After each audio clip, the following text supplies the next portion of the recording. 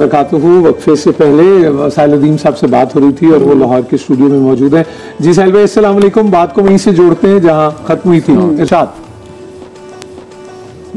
मुझे तो याद भी नहीं है कहां से हमने तोड़ी थी। बहरहाल मैं स्टैंडर्ड बता दूं, मैं याद करा देता हूँ। आप कह रहे थे कि इंटरप्रेट होता है, सबर मिस इंटरप्रेट होता है पाकिस्तान में और हमारे यहाँ, तो जरा उसकी वजाहत बस कर दें।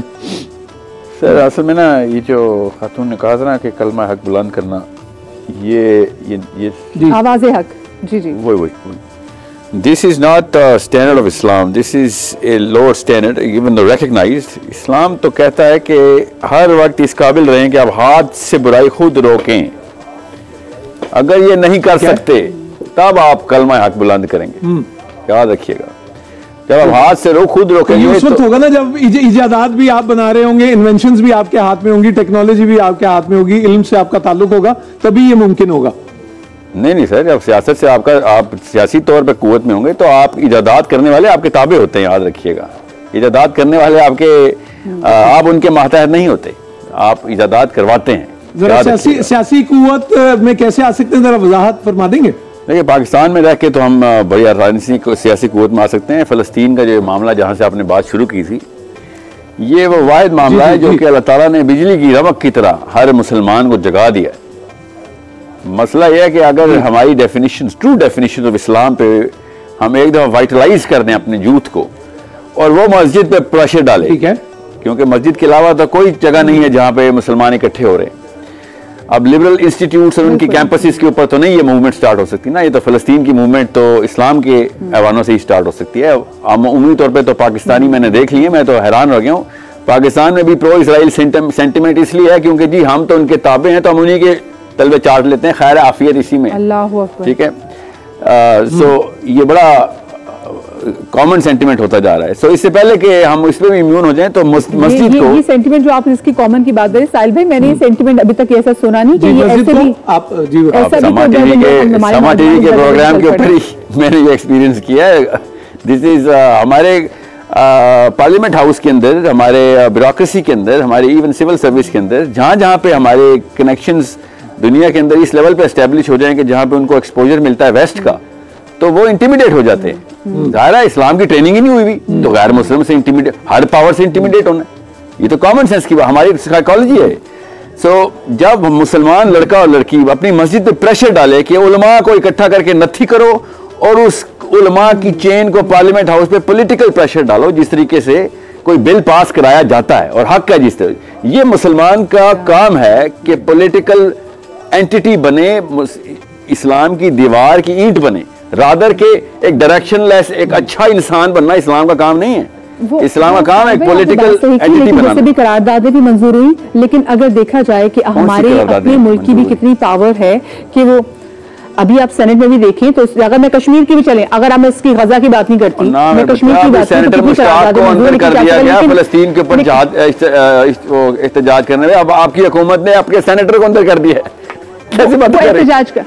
मैं अच्छा मैं आपसे आप बसद एहतराम आपसे मैं वैसे सवाल पूछना चाहूँ। मैं कहती हूँ हम एक थर्ड वर्ल्ड कंट्री के लोग कहते हैं हम तो वैसे भी वो हुकूमत है जो हर जगह जाके कर्जे मांग रही होती है।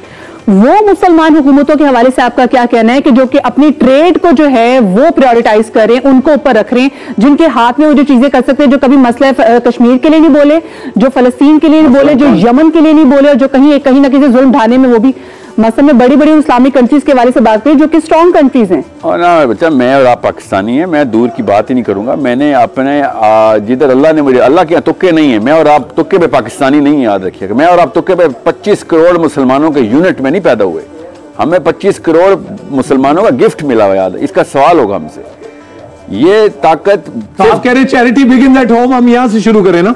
नहीं sir, mission begins at home, charity तो इज अ सेकंड स्टेज, याद रखिएगा। पहला बेसिक कॉन्सेप्ट जो है ना, जितना पाकिस्तानी जुम्मे की नमाज पढ़ता है ना, दे better factor in the political equation, they better factor in.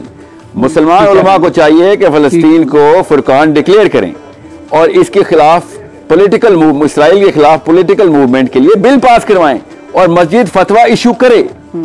मस्जिद better start writing, otherwise Muslims are going to stop going to मस्जिद। कॉमन सेंस की बात है, मेरे कहने पे थोड़ी करना है उन्होंने। साहिल भाई, अब जो फतवा भी आएगा फिर उसके बाद हम कैसे उस पर काम कर सकेंगे, ये भी जरा प्लीज हमारी रहनुमाई कीजिएगा। इस क्या लफ्ज बोला एक्सेस पे, मैं आपको बता रहा हूँ सिर्फ पॉलिटिकल मूवमेंट की बात कर रहा हूँ मैं इस वक्त।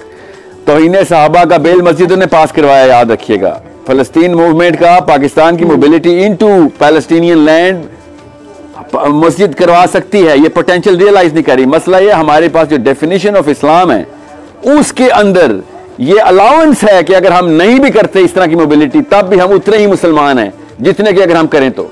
ये अलाउंस कहां से आई है?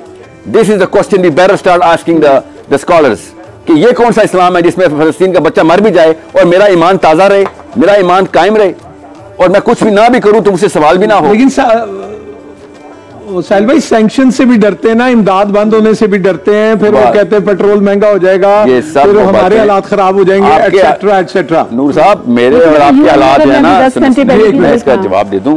जी जी, आपके और मेरे जो करंट हालात हैं और जो खराब होने सैंक्शन लगने के बाद, वो हालात वर्सेस इस वक्त जो हमास के हालात हैं, आप बताएं कौन से हालात बेहतर होने? जज़ाकल्लाह जज़ाकल्लाह, बिल्कुल ठीक बिल्कुल ठीक। तो ये अब चॉइस इज योर्स, क्योंकि जो आज किसी का वक्त है वो आपका भी कल हो सकता है सर। मैं अभी आपको आपके टीवी चैनल से बता दूं, अगला फलस्तीन इंडियन मुस्लिम्स है कि it doesn't take a rocket scientist to see where the winds are moving. Indian Muslims आप होशियार हो जाएं, ये हालात आपके अल्लाह ना करे, मगर अगर हम इस तक मुसलमान नथी ना हुए और ग्लोबल मूवमेंट की तरफ प्रेशर ना क्रिएट किया तब आप वेट करें भाई एक एक करके। भाई रोहिंग्या के मुसलमान भी तो है ना, उन देखे वो भी उन्होंने कितना बुरा टाइम देखा, किस तरीके से उनको भी स्लॉटर किया गया है, उनको भी भूखा मारा गया, उनके साथ भी क्या किया गया है।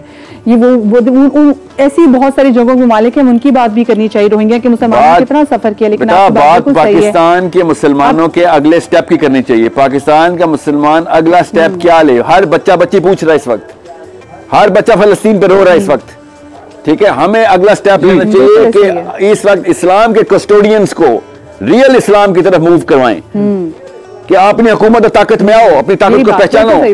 ये जो अल्लामा इकबाल ने कहा था ना कि मुल्ला को जो हिंद में है सजदे की इजाजत, नादां ये समझता है कि इस्लाम है आजाद।